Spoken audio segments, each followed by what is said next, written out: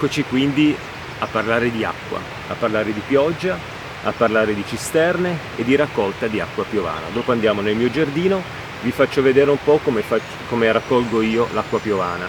Io non sono proprio un esperto del settore, non ho fatto degli impianti particolarmente sofisticati per la raccolta dell'acqua piovana, mi sono arrangiato sempre con tubature, tubi di gomma, raccolgo l'acqua da una grondaia che arriva fino alle mie cisterne, ho un ruscellino di acqua che scende giù, arriva al giardino, poi si interra sotto il mio giardino per sbucare poi nel bosco. Questo tiene molto in vita anche il banano, che ha bisogno di un po' di acqua in più rispetto ad le altre piante. E tramite l'aiuto anche che ho da parte del mio vicino, lui ha sistemato questa cisterna per raccogliere un po' di acqua da questo ruscello, e questa cisterna, quando è piena, poi l'acqua in esubero viene convogliata in un tubicino che è collegato con il mio e mi porta l'acqua alla cisterna. E tutti e due cerchiamo appunto di utilizzare quest'acqua, l'acqua che arriva da questo piccolo ruscello, per poter bagnare le nostre piante del giardino. L'acqua è un qualcosa di veramente molto importante. Se non ci fosse l'acqua nel mondo non ci sarebbe neanche la vita. L'acqua è un elemento, forse l'elemento più importante in assoluto. Noi stessi siamo fatti di acqua in grande percentuale nel nostro organismo, e quindi l'acqua è qualcosa di importantissimo. Stamattina mi sono fatto un giro qui nel bosco adiacente alla mia casa e sono rimasto stupito come dopo un periodo di siccità, facendomi questa passeggiata e dopo queste piogge, tutta la natura si è completamente risvegliata. Addirittura l'erba mi sembra stamattina che abbia un colore diverso da quello che aveva la settimana scorsa, che già pioviginava un pochettino. Adesso l'erba ha preso questo colore intenso di un verde che sembra quasi smeraldo, e fa capire che la terra è stata bagnata per bene, e quindi tutto è in ripartenza. Pian piano stiamo arrivando appunto alla primavera, e quindi lo si capisce già dall'aria. C'è un'atmosfera molto umida, c'è un cinguettio di uccelli stamattina che è qualcosa di meraviglioso, e quindi diciamo che tutta la natura è in festa per l'arrivo di queste piogge, anche se in qualche zona qui in Italia hanno creato veramente dei forti disagi, perché la pioggia che cade adesso non è più come tanti anni fa, ma a volte arrivano queste piogge torrenziali veramente tempestose che sembrano quasi tropicali anche in pieno inverno, con una quantità d'acqua smisurata in poco tempo, e questo può portare veramente dei grandi problemi. Addirittura qui nei ruscelli del bosco vicino a casa mia ho visto un ingrossamento nel giro di pochi giorni di questi ruscelli in un modo abbastanza impressionante. Io direi adesso di spostarci nel mio giardino, così vi faccio vedere le cisterne che uso io per bagnare l'orto e il giardino. Ho anche qualche idea, vediamo che cosa riesco a fare, e così parliamo anche di raccolta d'acqua nelle cisterne e anche di qualche piccola precauzione per far sì che possiamo usare sempre un'acqua abbastanza pura, anche se non completamente pulita, perché purtroppo io in questi giorni ho fatto anche una lettura, sembra quasi che nel mondo non ci sia più una sola zona in cui poter raccogliere acqua piovana in totale sicurezza. L'inquinamento ha raggiunto dei livelli incredibili, e addirittura anche in Antartide, che forse è il posto più lontano da tutti e più isolato, anche lì nel ghiaccio hanno trovato delle sostanze inquinanti in una percentuale molto elevata, e quindi questo, come dice l'articolo, fa capire che nel mondo non c'è più un'acqua potabile, un'acqua piovana che possa essere potabile. Ha un pH anche leggermente acido, però questo qui è un bene per le nostre piante, perché tramite l'acqua piovana, quando si deposita nel giardino, nel nostro giardino, nei boschi, nella natura in generale, permette alle piante proprio l'assimilazione delle sostanze nutritive del terreno, e quindi l'acqua è veramente qualcosa di meraviglioso. Adesso ci spostiamo nel giardino, così vediamo un po' le cisterne e parliamo un po' di raccolta dell'acqua. Eccomi qua con le cisterne che ho nel mio giardino. Questa è da tantissimi anni nel mio giardino, questa è nuova, nel senso che è stata presa dalla casa dei genitori di Giorgio, l'abbiamo portata qui nel giardino, e in più ne ho una terza che andiamo a vedere dopo, perché poi vi parlerò anche di questo problema di acqua stagnante all'interno delle cisterne, perché lì c'è un'acqua riempita a metà, è stata riempita a metà 2 anni fa, non è più stata utilizzata, e quindi c'è un po' un problema appunto di acqua stagnante. Non mi va di utilizzarla per bagnare l'orto, piuttosto ci bagnerò magari le piante del giardino. Queste 2 cisterne questa è qui da tantissimi anni, Questo è di nuovo impianto. Adesso io questa cisterna non andrò a utilizzarla subito così com'è per bagnare le piante nel giardino. Prima di riempirla dovrò fare una pulizia interna, quindi la riempirò un po' di acqua e poi cercherò di aprire il rubinetto per poter far uscire tutto il deposito che c'è all'interno. Ricordiamoci sempre che quando utilizziamo le cisterne in giardino dobbiamo sempre capire da dove arrivano queste cisterne. Se sono nuove, acquistate nuove, non c'è nessun problema. Però solitamente queste cisterne, quando noi le prendiamo come materiale di recupero, spesso sono utilizzate dalle industrie e all'interno vengono sistemate e stoccate delle sostanze chimiche che sono veramente molto ma molto pericolose per la salute umana. E quindi bisognerebbe cercare di capire, quando noi prendiamo una cisterna, qual è stato il suo utilizzo precedente. Se è stata utilizzata con delle sostanze chimiche è meglio non utilizzarla in giardino, perché alcune sostanze chimiche rimangono all'interno, anche dopo ripetuti lavaggi, all'interno del contenitore, e quindi è sempre un bene utilizzare una cisterna che sia pulita e che sia stata magari sempre utilizzata semplicemente con acqua. Io ho l'abitudine di riempirle tramite un sistema di tubi che sono collegati ad una cisterna collegata dai miei vicini di casa. Quando la loro cisterna si riempie completamente, l'acqua in eccesso viene convogliata in un tubicino che alimenta il tubo che arriva direttamente qua nel mio giardino, e io con questo tubo, che adesso lo vedete molto lungo ma devo tagliarlo, con questo tubo andrò a riempire la mia cisterna appunto dall'alto. Riesco a fare questa cosa perché la cisterna dei vicini è sistemata in una posizione sopraelevata al mio giardino, e quindi per un sistema proprio di discesa dell'acqua, l'acqua arriva qui sotto la cisterna, riesce a risalire il tubo e riempie la cisterna. Questa cisterna l'ho riempita in un pomeriggio praticamente, quando ci sono state queste piogge molto molto intense nei giorni scorsi. Adesso devo tagliare un pochettino questi tubi, perché i tubi in giardino, ricordiamoci che possono essere un pericolo se lasciati appunto nella superficie della terra, perché sono dei punti di inciampo e quindi possono appunto essere un po' pericolosi. Questa cisterna e anche quella blu saranno alimentate con l'acqua di quel ruscellino che scende giù nel giardino. Nel caso arrivi la siccità, come è successo l'anno scorso, e questo ruscello perde la sua acqua perché ne arriva veramente talmente poca che si interra prima di scendere giù,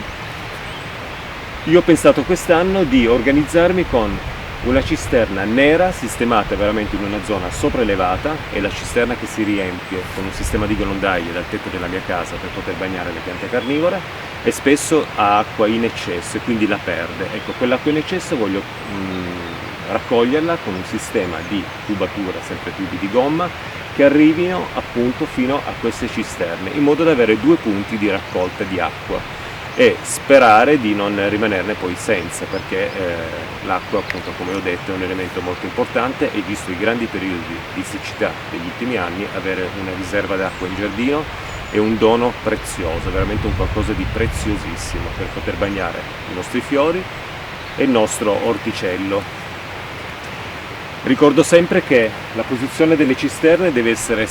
possibilmente il più vicino possibile all'orto, perché è la zona del giardino che ha più bisogno di acqua, a meno che noi non coltiviamo il fattore estetico delle piante in giardino che hanno bisogno di tantissima acqua.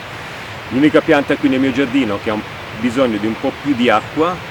è il banano. Io in questi ultimi anni mi sono sempre organizzato a portare nel mio giardino delle piante che non richiedono grandi bagnature, proprio perché ci sarebbe uno spreco di acqua, e molte piante che sopportano la siccità hanno dei fiori bellissimi, quindi io sto sempre più andando verso una direzione di coltivazione per quello che riguarda la parte estetica del mio giardino, con piante che non richiedono grandi dosi di acqua, proprio per godere di piante che fanno sì che io non ne sprechi poi tanta nel bagnarle. E effettivamente di piante ce n'è tantissime. E poi è una cosa un po' moderna, è un pensiero un po' moderno questo, che sta sempre prendendo più piede nel coltivare in giardino piante appunto che sopportano il clima in cui stiamo vivendo, ovvero un clima che tutti gli anni ci presenta momenti di grandi piogge e poi una siccità incredibile, come quella ad esempio dell'anno scorso, dell'anno ancora prima, quando in estate non cade più una goccia d'acqua, a volte anche in inverno non cade acqua, e quindi c'è questo problema proprio idrico di bagnatura delle nostre piante del giardino. Iris, rose, euforbia,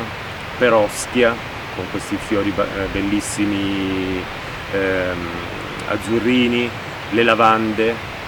e altre piante, anche gli arum, se sistemati in zone di ombra, sono tutte piante che non hanno bisogno di tantissima acqua, vanno bagnate. Le rose ad esempio hanno bisogno di bagnatura,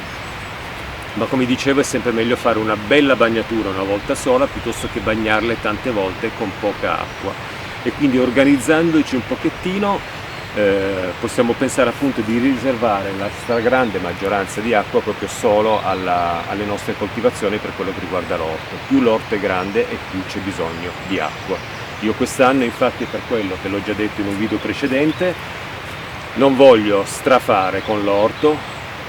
non voglio prendere piante che io so già che poi quando arriverà la primavera e l'estate alcune mie amiche, alcuni miei amici mi diranno: vuoi delle piante di pomodoro, vuoi delle piante di questo tipo, ti porto delle piante di insalata perché ne ho di più. Assolutamente no, cercherò di coltivare tutto ciò che riesco a bagnare con le mie cisterne, in modo da non sprecare acqua, perché lo spreco di acqua è un qualcosa che non bisogna fare, bisogna avere rispetto appunto di questo elemento, pensando sempre che nel mondo ci sono persone che di acqua non ne hanno e quindi cerchiamo di non sprecarle.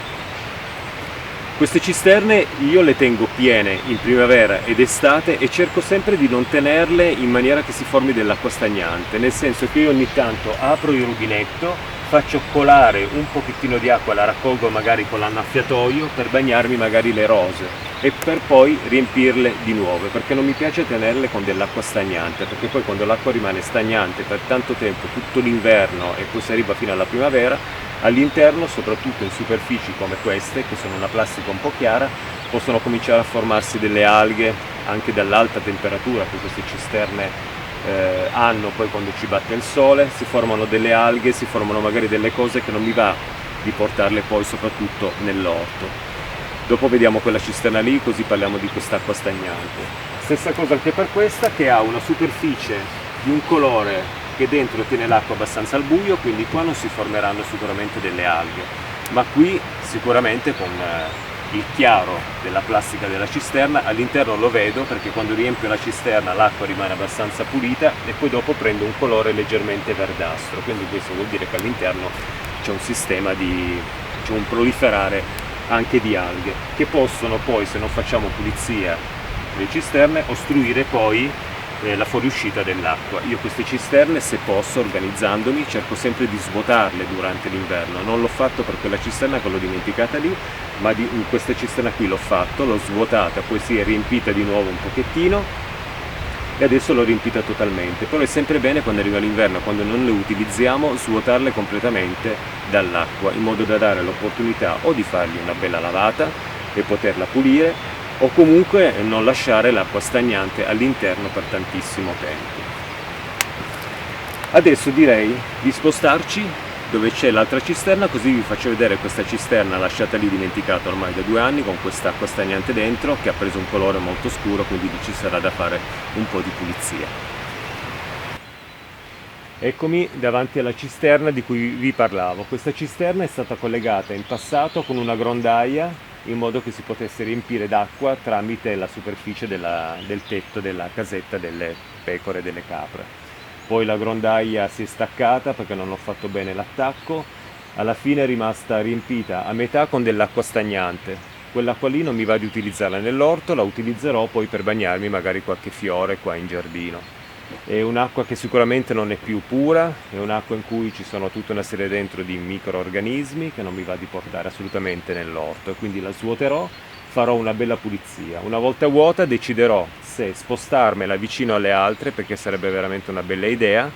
oppure lasciarla qui e cercare il bocchettone di avvitamento dove c'è la manopola per poter inserire un tubo, perché in questo momento si presenta con la manopola di apertura, questa grande apertura, tutte le volte che apro esce subito un getto d'acqua potentissimo e molte volte va sprecata perché non riesco a tenerla durante il riempimento dell'annaffiatoio. E quindi vediamo se spostarla o continuare a tenerla qui. Sicuramente la voglio qui nel mio giardino perché risulta utile, perché sarebbe la terza cisterna di 1000 litri da riempire e diciamo che con 3000 litri dovrei essere a posto per poter curare il mio giardino con la raccolta di acqua piovana oppure dal ruscello. L'unica cosa è che è sistemato in un posto in cui con il mio sistema di tubi di gomma non so se riesco ad arrivare per poterla riempire, quindi devo organizzarmi. magari rimonterò di nuovo la grondaia. Sicuramente ha bisogno di una buona pulizia. È sistemata qui, un tempo era molto accessibile questa perché non c'era il recinto delle capre e quindi io qui potevo venire, riempirmi l'annaffiatoio e bagnarmi le mie piante. Poi è stata costruita la casetta delle pecore, è stato fatto il recinto e quindi risulta un po' scomodo dover aprire facendo attenzione che non scappano via le pecore, riempire l'annaffiatoio, uscire fuori, richiudere di nuovo il recinto, tornare, riaprire, richiudere. Io sono sempre un po' per cercare di semplificare le cose il più possibile e cercare di non complicarmele, e quindi questa cisterna adesso vedrò, la svuoto in questi giorni, una bella pulizia magari all'interno e poi dopo vedrò, magari me la sposto, me la metto vicino alle altre. Eccoci arrivati alla fine di questo video. Come potete vedere io qui ho ancora il mio tubo di gomma che scorre qua in giardino, che rappresenta un punto di inciampo, e quindi in qualche modo voglio poi cercare quest'anno di nasconderlo in modo da avere un qualcosa che non sia pericoloso qua in giardino. Magari con una biforcazione, se esiste in vendita un qualcosa che possa dividere poi i due tubi, mi sembra di sì, posso far sì che poi alimenta praticamente tutte e due le cisterne insieme senza dover spostare tutte le volte questo tubo. Comunque vediamo, tutto da organizzare. Ricordo sempre che il raccogliere l'acqua piovana è un qualcosa di molto molto utile, o anche se abbiamo un piccolo ruscellino che scende giù, come nel mio caso, una grandissima fortuna, questo piccolo ruscello, raccogliere l'acqua da questo ruscello può essere un qualcosa di importante, perché ad esempio non possiamo pensare di bagnare il nostro orto e il nostro giardino con l'acqua potabile, perché ha un costo veramente eccessivo e non è, secondo me non è neanche tanto rispettoso verso le popolazioni che magari non hanno accesso all'acqua potabile, e noi questa acqua potabile magari la utilizziamo per bagnare le nostre rose, le nostre piante in giardino. Poi ognuno naturalmente deve fare come riesce,